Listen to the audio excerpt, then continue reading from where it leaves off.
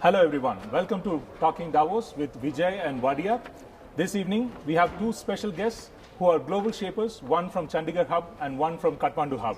And I'm going to introduce them now. Lokesh Todi, a global shaper from Kathmandu Hub, and Jaideep Bansal, who's a global shaper from Chandigarh Hub. Lokesh, yes. You happened to meet in Himalayas. Yes. And that's how your journey started? Yes. And in fact, from one mountain, you have come to another mountain. Yeah. Can you talk about that journey a little bit? Sure. It was summer of 2013, and we both had the great opportunity to do a Himalayan electrification project with one of our good friends, and we were the founding members of that group. And after the project got over, I left to America to finish my Yale MBA, and Jaideep actually stayed back and now is running GHE with Paras. And when I came back from America, Jaideep told me that he had joined this community called the Global Shapers. I had no idea what it was, but he said that it's a community of young people who are motivated to make a difference, and you need to join. And it was because of Jaideep I joined the Kathmandu Hub, and here we are. And it's good that both of you happen to be in this year's edition of Davos. Yeah. That makes it quite special. Yeah. Jaideep, you are a global shaper from the Chandigarh Hub. You went to electrify villages last year in Himalayas. Can you talk about it, what you did last year and what you did this year? So in 2004, like Lokesh said, 2013 is when we started the entire project. Paras, who's the brainchild behind this entire project, and he's my mentor also. And so in 2014, we did one village as a pilot model for electrification, just to see how it goes. And the results were so amazing that we decided, okay, the communities really need this. So we decided to go all out. We surveyed villages from the Siachen Glacier to the China border and everything in between. So we surveyed 20 villages, we made a list of 10 villages that we'll electrify, reached out to our sponsors, and we were lucky enough to have funds for 10 villages. And I'm happy to say in the months of July, August, September, October, our team electrified 10 villages and one monastery, impacting 2,000 lives. Wow, that's really amazing. And a lot of millennials are following us now live on shapingdavos.org. And they are asking themselves maybe the question, how can we replicate that model to other regions? A lot of people are in need of such engagement, commitment. How can we do what you do in the Himalayas? The first thing is understanding the need of the people. Because it's always some ideas, they are good to reapply, but what is that the people they really need in those communities? Once you're able to figure that out, everything else is just a byproduct of it. So if, let's say, the real need is electricity and you understand that it can be generated through solar, then what the work we are doing, we can easily share with anyone. So it's like a easily reapplicable model. And the reason why we have done, there's a lot of simplification into the model is because the villages own this. So once we set up the grid, it's a self-sustaining model that the villages actually own, so that we don't have to go every month or every year to check whether the system is working or not. The villages figure it out. Wow. You keep on talking about the villages. These villages are on the foothills of Himalayas, or they are on top of the mountain, and how do you access these villages? So these villages, there's no road, there's no phone connectivity. The road practically stops. You need to climb mountain passes at 18,000 feet to reach these villages at 13,000 feet. So they're not at the Yeah. So these are not at the foothills of Himalayas. They're actually in the Himalayas, in the most remotest regions.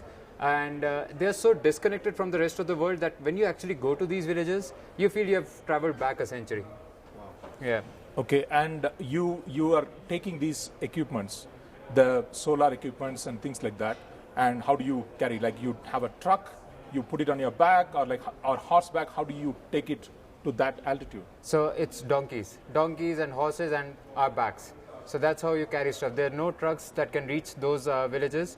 And in fact, the grid size, so let's say when you want to electrify a village, the size of the grid, the batteries, is governed by, you need to ask the donkey, how much will you carry? And the donkey gives you an answer, and then you carry that load. Nice. Like from Jaideep, we will keep talking about that. We'll move to Lokesh. Lokesh, you were in New York Times recently for the crowd funding campaign that you ran during the Nepal earthquake crisis that affected your country. And your hub also did a lot of work. Yes. Can you talk about your crowdfunding campaign and also the work that was done by your hub? Yeah, I think so. I'll spend a little more time on the hub. The crowdfunding campaign just happened by chance. After the earthquake happened, I knew that money would be required. And so I said that I have a lot of international connections, and why don't I use it? And so I put a it's called Indiegogo campaign, and I put it up, and I reached out to my friends through Facebook, and I said, like, if you can contribute. And we set an initial goal of $20,000, which was met in the first day. Then we upgraded to $40,000, which was met in 1.5 days. Then we said, let's go for $75,000, which was met in 3 days. And by the end of the 2 weeks, 3 weeks that we ran the campaign, we raised $157,000. And it's a big part to do with the money that we raise online, but we also raised close to $150,000 offline, which the Global Shapers Kathmandu Hub did. The hub also raised $200,000 in in-kind contribution. And from day one, we were involved. We were helping out in 10 village development committees, making sure that these people had sustenance to go for the first few days, had temporary shelters. And I'm so happy to announce that we'll be launching one of the first made health clinics, which was completely demolished after the earthquake in Sindhupal Chowk, which will act as a primary birthing center for 10 villages and will make an impact to 40,000 lives. We have already built 10 semi-permanent structures with one of our partners, who's the YGL. And finally, we are in the process of building the first model school in Nepal, fully funded by the Global Shapers community. Awesome. You said you studied in Yale. Yes. What are you doing in Nepal? So my journey at Yale started. I went to college in Colby College in America, which is a liberal arts college, and I was very fortunate to go there and study economics. And then I started working at a firm called Analysis Group. And when I was finished in Analysis Group, I said, like, when I go to my MBA, I'll take between my first and second year of my MBA to go back to Nepal and see if I liked it. And if I liked it, I would want to go back. And it was purely for selfish reasons. It was because I wanted to be close to family. I had a family business there. But I realized after coming back to Nepal and joining the Kathmandu Hub, that young people actually can make a difference. And you saw that during the earthquake. You see what Jaideep has done. We keep hearing that the people under 27, or 27 is the median age in the world, and we have the ability to make a difference, and it's such an important platform for us to have to make this difference. So, for a question for both of you, what's being a global shaper means for you? I would say a global shaper is carrying the voice of the millennials, the people between the ages of 20 to 30, and making them heard. And to give you an example, before coming here, I did like a satellite call to the communities in Ladakh. It was so powerful when they told me, I told them I'm going to this forum, I'll be meeting business leaders, and we'll be trying to get some more funds for the villages. All they said was, good luck, please get electricity for villages. And that's the power of a shaper. When you come, you talk to the business leaders here, they listen to you. And in fact, one of the business leaders I was meeting today, he could recount a project that another Pune shaper did, and it just resonates with them. And they're like, who are you guys? That's what the global CEOs are saying. I met the CEO of Cisco, and he was so impressed by just my 1 minute dialogue that I had with him. And he was like, let's talk. You are getting we guys, the global shapers, are getting the global leaders to listen to us, to pay attention to what we are doing. By the way, Chandigarh Hub and Kathmandu Hubs, they won the Shaping the Better Future challenge, Grand Challenge. And can you talk about your project, which is the grand prize winner, and your project, Sure. I Break My Silence? Sure. I keep giving Jaideep a hard time that we won over them this year. They did win last year. So our project was based on the health clinic that I was talking to you about. And the structure is ready. And the money that we got from the Coke will go in helping us get the interiors done in a very proper manner, and also have some funds left over. So over the next 3, 4, 5 years, we'll be able to make sure that the maintenance and the overlooking of the cost is there. So we'll have a small buffer for that.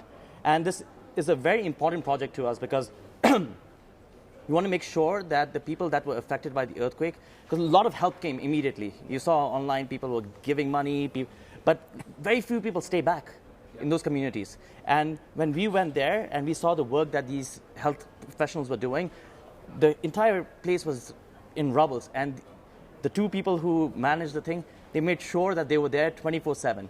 And that's commitment. And those are our citizens doing that. And we wanted to make sure that Global Shapers community made an impact in those places. So we decided that the health clinic would be a very important part of our project. And that's why we applied for the grant. And we are very happy that we won it. Awesome. First of all, I'll take this opportunity to talk about the hub itself. We're just 2 years old, 13 shapers doing 6 projects, and we have won the Coke grant twice. So that's, we have an amazing bunch of people, and that's only courtesy that we had an amazing founding curator, Munish, and he was there because Vijay was there. So it's about having the right people at the right times and they just make your hub. And talking about the project that won the grant, I Break My Silence, the whole idea is to build an ecosystem which is free from gender-based violence. So giving people a chance to share their stories, break their silence against gender-based violence, and getting bystanders to act and not just ignore the gender-based violence that they see. So we have been working with schools. We have in fact had we have also engaged the local government, and we are working with 100 schools in the community where we'll be conducting sessions to educate kids on what is a good touch, what is a bad touch, what is good, what is bad. And also what we are doing is with the community at large, we are reaching out to them and talking to them what experiences they've had and how can we share those experiences with the larger community and how can we make a society that is free from gender-based violence. Talking about gender, I read that you are the only male certified gender for a program in gender in Nepal. Is that right? No, sir, it's in Maine. I was actually working at, I was a counselor for rape victims for 2 years when I was in college. Wow. And I took a certification class because it was important because sexual violence is a very big thing in America, especially in campuses. A figure shows that 1 in 4, and some people even believe 1 in 3 women during the time in college are sexually assaulted. And so there was a hotline number where people could call. And it's not only females, it's also males. And a lot of people don't know that. So I was a certified member. I got a 40-hour training. And I did that for a couple of years when I was in America. And Jaideep, you graduated from one of the most prestigious engineering schools in India. Yeah. I guess it's IIT Bombay. IIT Bombay, yeah. Yeah, so most of the people who graduate from this school usually go to NASA or Microsoft and Google. What keeps you back grounded in India? Yeah. And what makes you go to those streets on a weekly basis and do the things that you're doing? It's all about when I started the journey, and I would again refer to Paras here. And when we started this entire journey of working with the communities, the happiness that you see on the faces of the people when you're able to help them and really touch and improve their lives, it's just something that nothing else can give you. I mean, you might be sitting in NASA or you might be sitting in a lab designing the best of the innovation for tomorrow, but we are here talking about the more impacting the people directly. And in fact, there was a group discussion going on today where they were talking about giving broadband to 1.3 billion people in India. My point was, don't give broadband, just give them basic food, electricity and water. That's what you need to give to the people first before you talk even about broadband. And that's what really motivates me to go back to the streets every week, every month, and just work with the people, because it's so, it's just a, I would say we are not even helping the community. It's always a two-way process. We are providing like a technology solution, or we are providing these communities a solution or a voice, and in return we are taking back the happiness that we are able to help these communities. So it's always a two-way thing. They didn't ask for our help. Let's be very clear. So they didn't ask for our help. We are giving them something that we feel can empower them, and in return we are taking back the happiness. And one thing that would be interesting for me is like in the hubs, in each of your hubs, Yeah. there are shapers who are not necessarily from having the same kind of background. Yes. So there is an IIT graduate, there is a talk show host, there is a lady who does a project with women. Yeah. Now, with diversity comes also a lot of challenges, because the differences, it's very hard because each one comes and sees the world in their own way. What are the best things that you see about that diversity, and what are some of the challenges, and how do you guys come together as a group? I would say having diversity is the best thing about the community itself. Because if you have the people from the same thought process, you'll end up with the same actions. But when you have such a diverse set of people, whenever you are having those discussions on what would be impactful to the community, you get such a range of opinions and ideas, and you're able to assemble all of them and come up with a package that's just is the best possible solution to give back to the communities. Challenge is, I think it all depends on your leadership. If you are not able as a leader to converge all the ideas into one at a single platform, then you won't be able to use the diversity. So it's not only about having diversity for the sake of diversity, it's about having diversity but including it as well to come up with the best possible solutions. And I would echo everything he says, and I sort of give an example of some of our hub members. We have a shaper who is a social media expert, right? His name is Gaurav. And if you're a global shaper, you know him. And what he'll do is that, during the earthquake, he used Twitter and he used all these social media handles and helped us out. And he actually rescued people using Twitter. He contacted the army and he got that.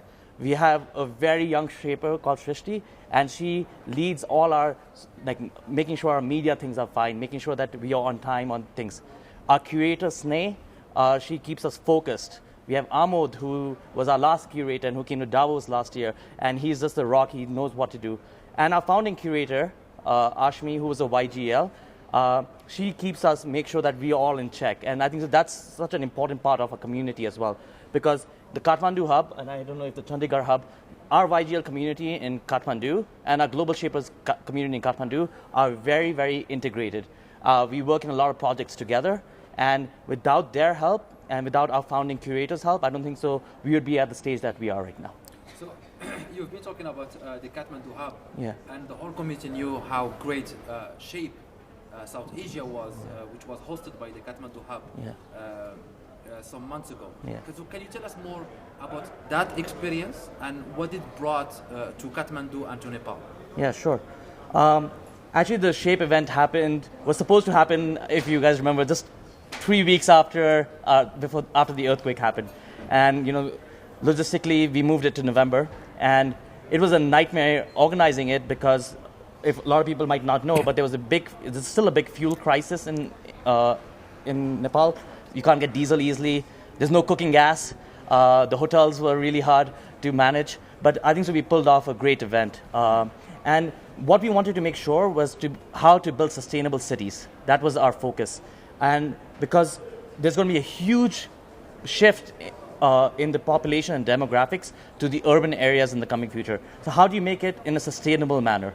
And we took people to show them cultural heritage, and how do you make sure that you ensure that you keep those cultural heritage. You don't want brick and mortar everywhere. You want to make sure that the culture that you have in cities is preserved. But however, you have to go in the modernization. And how do you do that? How do you make sure that these things can commingle together? We also wanted to make sure that people understood how to bounce back after a catastrophe. And that was a big focus of our thing. So we had panels where we got first responders. It was a major of an army. It was a newspaper correspondent. It was somebody from the UN, orthopedic surgeon, a youth leader, talking about how they reacted and how they worked together to make sure that the vacuum that was created by the political sphere was taken care of by them. So the Shape events are an event that's organized by the hubs for the region, and it allows people from, say, Chandigarh to come to Kathmandu and take away some of the lessons that we have learned, so they can go and apply it back to their cities. And next year, South Shape will be in Colombo, and we all know we will be going there. So, yeah.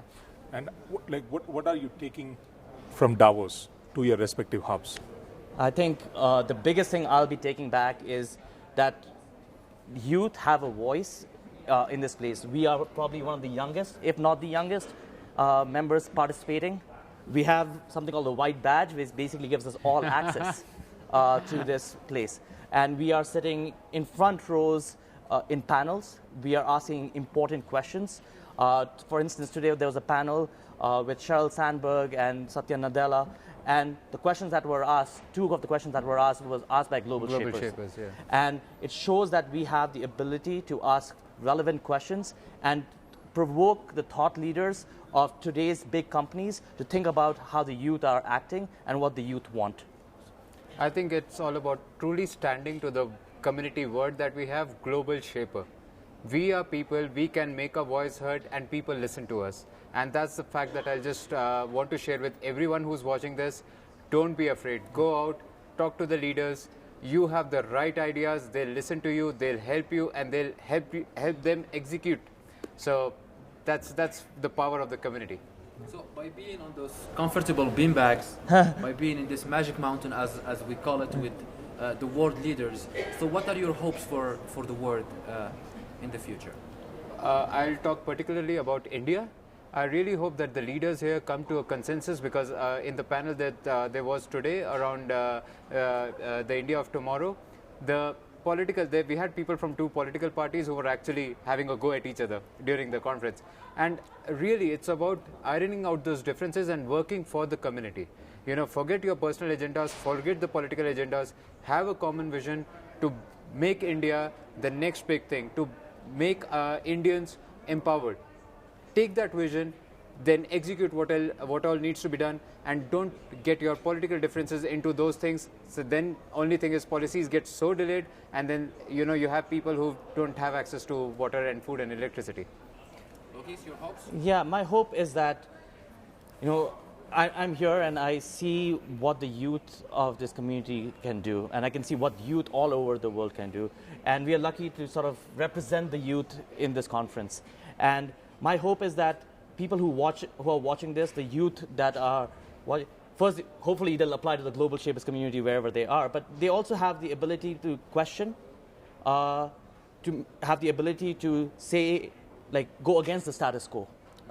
And somebody said a really good advice to me today. He said that, you don't have to act like an old person, you're a young person, so act like a young person, right? So I hope that they act like young people, because we don't have tunnel vision. We have open exploration. We can figure out what we want. And I hope that people do that. I don't hope that people go and say, I want to be a corporate person, so I have to act like a corporate person. You can change the world, because that's what happened. It was the young millennials who will change the world going forward. So, this is my last question to both of you. If you want to advise a potential shaper, what would you tell them? Just be free. Everyone is a shaper. I mean, you just need to realize that you are a shaper, and you have what it takes to be part of the community, to be part of a group that's shaping the way people think, that's shaping the way the communities work. So you don't have to intellectualize it much. Take the ideas, go ahead and execute, and then just get on board. I think for me, I would tell a potential shaper is that basically Jaideep always takes and says everything I want to say. But I think so for them it's just to execute. If you have thought process, if you have something in your mind, try it out. You're very young at this age, and you should make a lot of failures. If you succeed very fast, it doesn't always work. It's okay to fail, and you can try and get mentors to help you out. Get people who are in your shoes or who you look up to, and who can tell you how to go about things, but make sure that you stay true to yourself and to what you believe in. Great. So, my last question to both of you: what's success for you? In 2 words. 2 words. Or sentence. Okay. I think so. Success for me is to make sure that the community that we are working in feels the impact and carries on the impact, and make sure that impact is felt by the larger community. And I really hope that the communities that we have gone to, in the earthquake, in whatever other projects that we are leading, is that 1 or 2 members from that community will say, even we can do the same thing. And they can make this ripple effect and change Nepal and hopefully change the world. I stand by one statement, which is PNG's brand vision, but I really hold it close to my heart, and that is to truly touch and improve a life. That is success. Well done. So thank you very much for joining us in Talking Davos. We will be coming back in a few minutes with our next guest, so please stay tuned.